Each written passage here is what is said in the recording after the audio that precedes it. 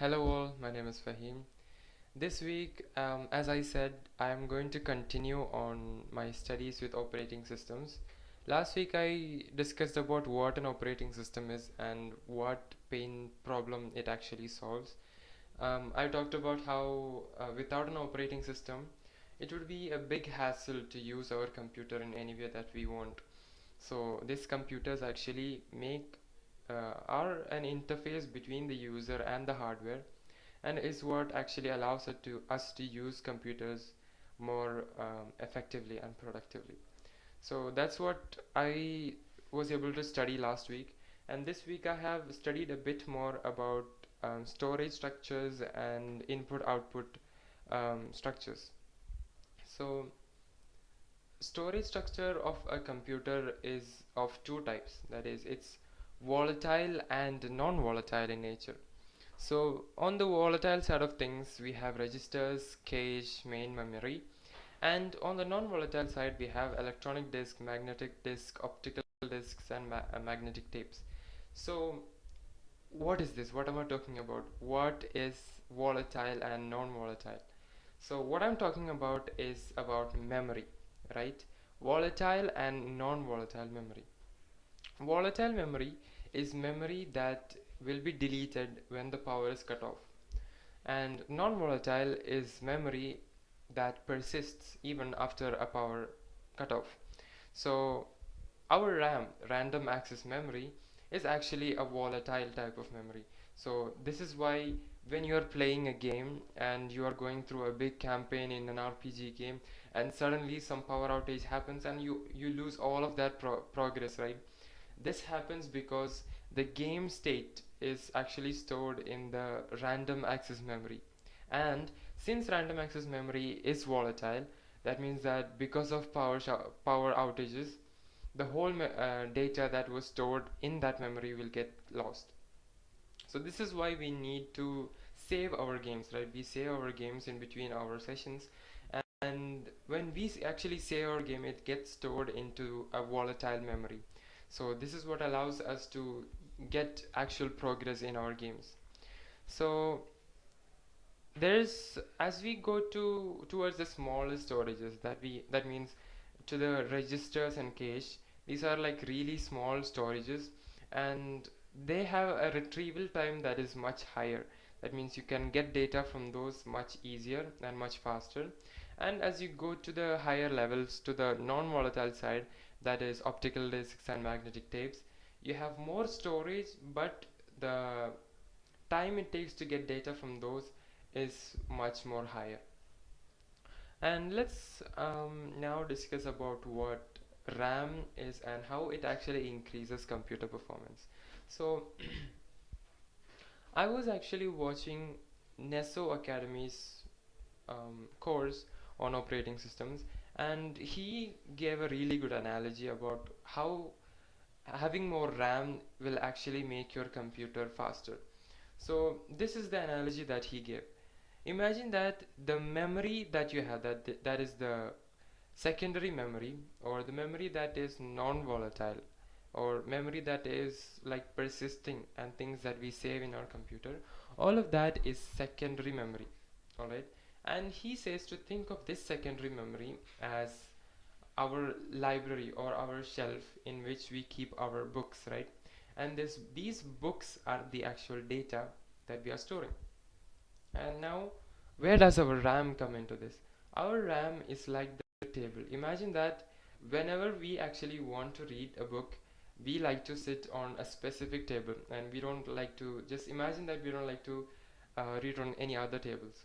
So this table, if the table that we have is pretty small, then that means we won't be able to accommodate a lot of books on this table.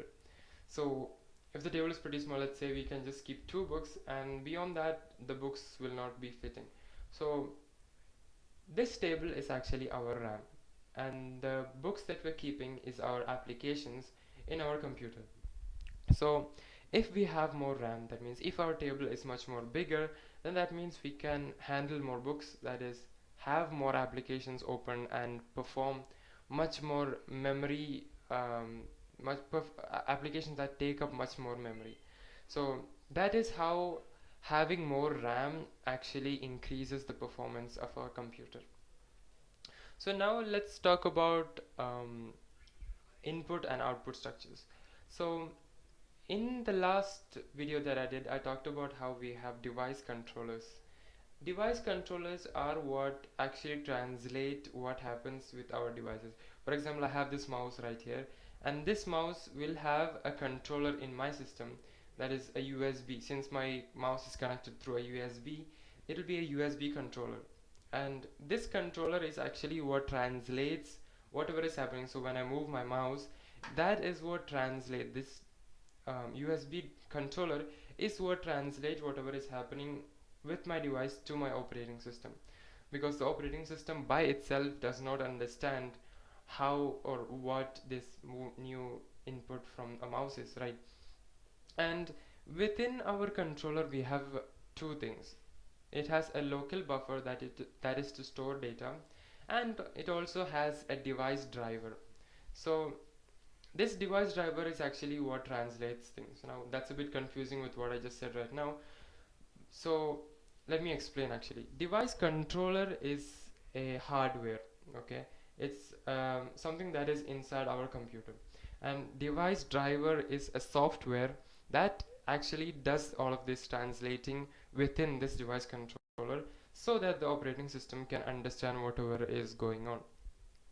Now there are two types of input and output operations. There is the programmed input output operation. That is, whenever we have a or output operation, the controller of that device will send an interrupt to the CPU. That means an interrupt is like a signal to the CPU saying stop whatever you're doing right now and process this request that I'm sending you.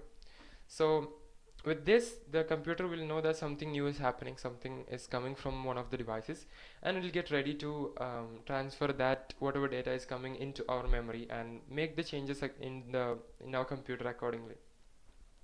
But if you think about this, this is not a really good way to do things, because you are literally interrupting your CPU, and this means that if the input operation is pretty like large, then that means it'll be blocking the CPU from doing other tasks. So till you, for example, if you're uploading something from like your scanner into your computer, and if you're using this programmed input output, then that means the CPU is blocked from doing anything other than processing this request.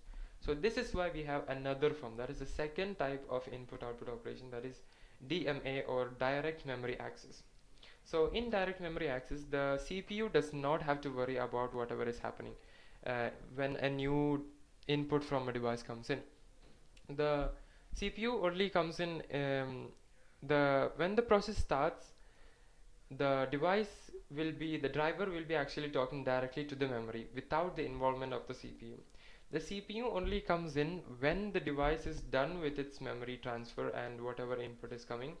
When it's done with that, this device driver will then contact or send an interrupt to the CPU telling that okay, we are done with this new input that we were doing. So this reduces the amount of interrupts that we have for the CPU, because on the other one, that is the programmed input output, we were sending an interrupt like for every byte of memory or data that we were sending. But in this case, in the second case, direct memory access, we are just sending that interrupt just when after finishing the whole thing. So those are the two types of input output operations, and that's all from me really. So to recap, what I talked about was the storage structure, where we have volatile and non-volatile memory, and I talked about what that actually means, and I also talked about how having more RAM leads to more performance, and you can remember that library analogy. And then I also talked about input output operations and how they actually work. So that's all from me. I hope you learned something new. Thank you.